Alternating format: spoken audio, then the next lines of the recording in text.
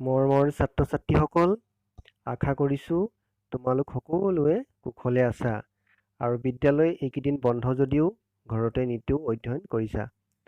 আজি আমি ষষ্ঠ শ্ৰেণীৰ ছাত্ৰ ছাত্ৰীৰ বাবে বিজ্ঞানৰ পাঠ এটা আলোচনা কৰিম। এই পাঠটো হ'ল অধ্যায় 7ত থকা উদ্ভিদৰ বিষয়ে জানো আহা। গতিকে পলম নকৰি আমি পাঠ আলোচনা কৰোঁ ব'লা। আজি আমি কি শিকিম এবাৰ চাওঁচোন।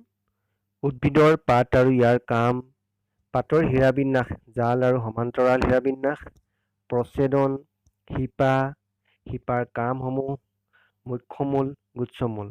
গতিকে আমি প্ৰথমতে পাতৰ বিষয়ে আলোচনা কৰোঁ। ছাত্ৰ ছাত্ৰীসকল, পাতৰ বিষয়ে আলোচনা কৰাৰ আগতে তোমালোকে ইয়াত দেখা পোৱা এই প্ৰশ্নকেইটা এবাৰ চিন্তা কৰাচোন। উত্তৰবোৰ মনতে ভাবা। তোমালোকে নিজৰ চৌপাশে দেখিবলৈ পোৱা বিভিন্ন ধৰণৰ উদ্ভিদৰ পাতবোৰ নিশ্চয় লক্ষ্য কৰিছা।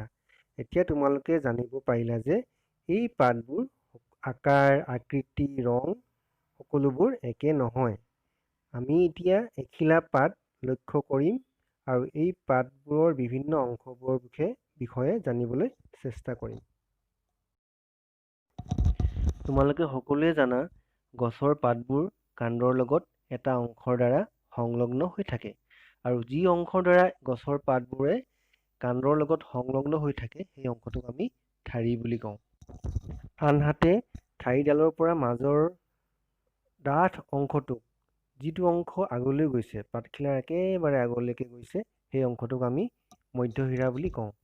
আৰু পাতৰ মধ্যশিৰাৰ পৰা সৰু সৰু যিবিলাক আঁচ নিচিনা গৈছে, যিবিলাক তোমালোকে আঁচৰ নিচিনা দেখিবলৈ পাইছা, সেইবিলাকক আমি শিৰা বুলি কওঁ আৰু তাতকৈ সৰু সৰুবিলাকক আমি উপশিৰা বুলি কওঁ।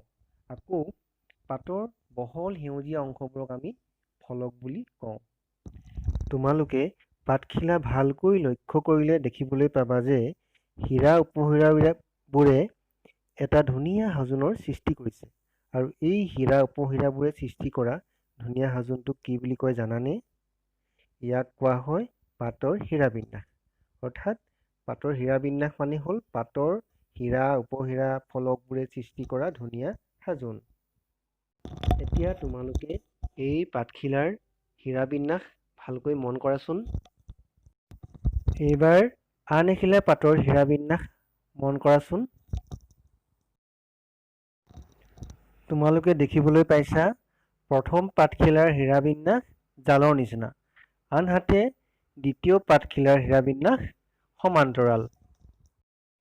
এনেদৰে মধ্যশিৰাৰ দুইফালে জালৰ নিচিনাকৈ থকা পাতৰ এই হীৰাবিন্যাসকে জাল হীৰাবিন্যাস বোলে। এতিয়া তোমালোকে চিন্তা কৰাচোন, কোনবোৰ পাতত তোমালোকে জাল হীৰাবিন্যাস দেখিবলৈ পোৱা? আনহাতে কিছুমান পাতৰ হীৰাবোৰ সমান সমান দূৰত্বত থাকে। এনে হীৰাবিন্যাসক সমান্তৰাল হীৰাবিন্যাস বোলে। মৰমৰ ছাত্ৰ ছাত্ৰীসকল, তোমালোকে ইতিমধ্যে জানিব পাৰিলা যে পাতৰ হীৰাবিন্যাস দুই প্ৰকাৰৰ, জাল হীৰাবিন্যাস আৰু সমান্তৰাল হীৰাবিন্যাস। এতিয়া আমি উদ্ভিদৰ পাতে কি কাম কৰে সেই কথা জানিবৰ কাৰণে এটা সৰু ক্ৰিয়াকলাপ কৰিম। ফৰকাল বতৰত দিনৰ ভাগত এজোপা তৃণজাতীয় উদ্ভিদৰ পাতেৰে পৰিপূৰ্ণ ডাল এটাত শুকান স্বচ্ছ পলিথিনৰ মোনা এটা সুমুৱাই মুখখন ভালদৰে বান্ধি লৈ 2 ঘণ্টামানৰ বাবে সূৰ্যৰ পোহৰত থৈ দিয়া। এতিয়া তোমালোকে কেইঘণ্টামানৰ পিছত কি দেখিলা?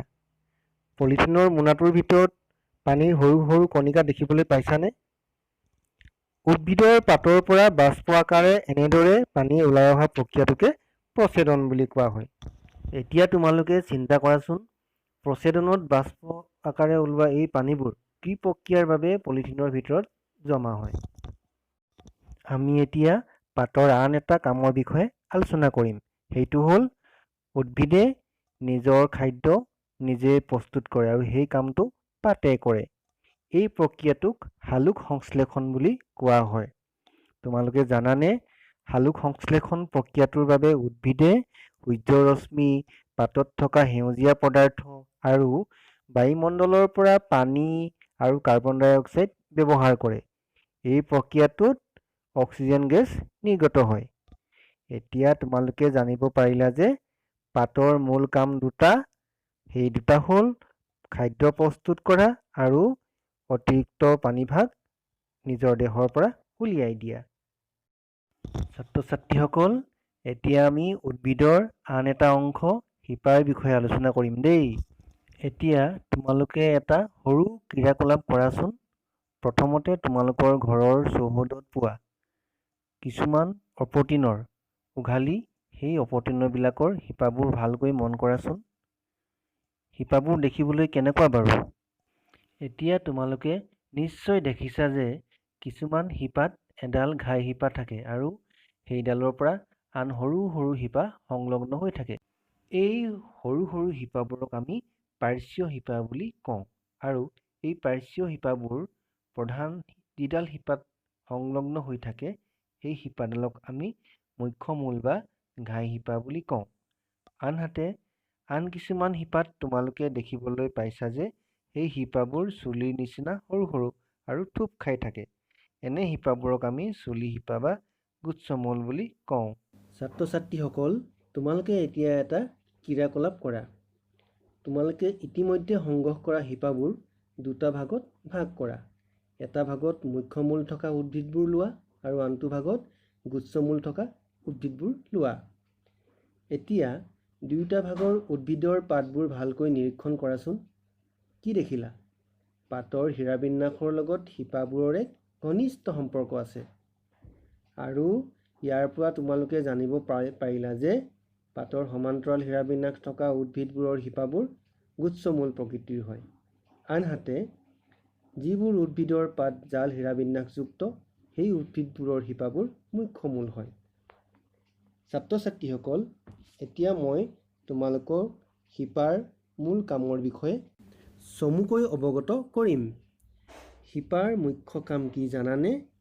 শিপাই মাটিৰ পৰা পানী, খনিজ পদাৰ্থ শোষণ কৰি কাণ্ডৰ জৰিয়তে গোটেই গছজোপালৈ পৰিবাহিত কৰে। আকৌ শিপাই কাণ্ড অংশক মাটিত থিয় হৈ থকাত সহায় কৰে।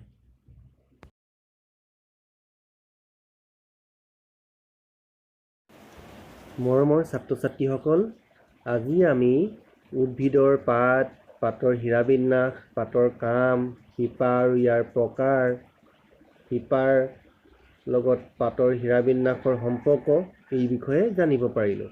আশা কৰিছোঁ তোমালোকে মোৰ এই পাঠটিৰ পৰা উপকৃত হ'লা। ধন্যবাদ।